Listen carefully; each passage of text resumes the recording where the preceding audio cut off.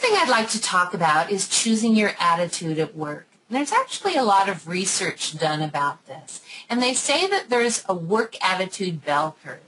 And most of the people in the workplace are kind of neutral in the middle. There's about 15% who are perpetually negative and maybe 15% who are continually positive. And the rest of the group is just kind of going in the middle, going with the wind. So think about this. If you have a really charismatic, great speaker, a person who's negative, people are going to be drawn to that person. So the neutrals are going to move over to the negative. So you really need to work on empowering the positive people. One of the things you can do, personally as well as empower your employees, to not give power to toxic negative people. So many people will let one customer or one rude coworker absolutely ruin their day. I'll give you a personal tip that I do. Every single morning before I get out of bed, I make a conscious decision whether or not to have a good day or not. 99% of the time, I decide to have an amazing day. Because I've decided to have an amazing day, I'm not giving anybody the power ever to ruin my day. Think about the power you're giving up. Someone cut you off on the freeway and it ruins your day. You don't even know that person, and you have ruined your day.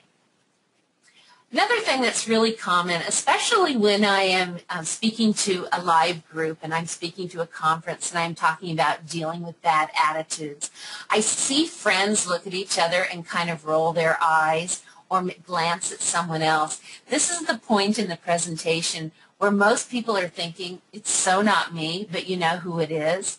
And people uncomfortably laugh when I say that. It's very easy to point the finger at everyone else and say, I have the great attitude, everyone else doesn't. But what I want you to do right now is think about you personally, because the one common denominator in every mess you find yourself in is you.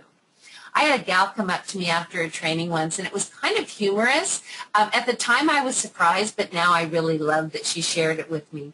And she was sharing that every single coworker of hers was always in a bad mood, which is kind of hard to believe. But, you know, I don't know the gal, and she seemed really nice and upbeat. And she said, you know, I love what I do. I love my customers, but my coworkers really stress me out. So I worked with her company. I was very familiar with it, and her job could actually be transferable to a different department. So I said, you know, what you might want to do is transfer to a different department. And she said to me, you know, this is my third one, and it's so weird because every department, everybody's cranky except me. And I laughed out loud, and I said, you know what, I think it's you. And she was horrified.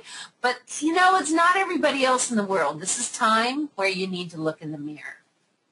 Here's a few tips to improve your attitude in the workplace. This is my office. I have flowers in my office every single day.